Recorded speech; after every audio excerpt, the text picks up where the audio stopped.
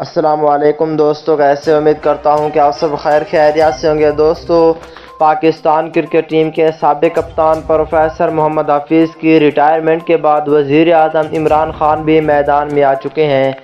آئیے اس ویڈیو کے اندر آپ دوستوں کو مکمل تفصیل بتانے والا ہوں۔ دوستو، رمیز راجہ کو پاکستان کرکٹ بورڈ سے ہٹانا ہوگا اور حفیظ کی ریٹائرمنٹ کے بعد عمران خان نے کیا کہا۔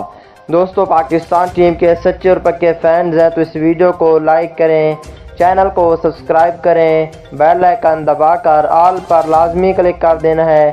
تو دوستو، بڑھتا ہوں ویڈیو کی جانب اور آپ دوستوں کو بتاتا ہوں اس حوالے سے مکمل تفصیل۔ دوستو، پروفیسر محمد حفیظ پاکستان ٹیم کی جانب سے تینوں فارمیٹ کے کپتان بھی رہ چکے ہیں۔ ٹیسٹ میں بھی، T20 میں بھی اور ون ڈے میں بھی پاکستان کی ٹیم کی جانب سے کپتان بھی رہ چکے ہیں اور بہت ہی اچھی کرکٹ کھیلی ہے۔ 12,700 کئی رنز بنائے ہیں اس نے۔ دوستو، اور ون ڈے کی بات کریں تو دوستو، ون ڈے میں 118 ون ڈے میچز کھیلے ہیں اور T20 119 میچز کھیلے ہیں۔ 12,700 کئی رنز بنائے ہیں، پاکستان ٹیم کی جانب سے اچھا کھیلے ہیں۔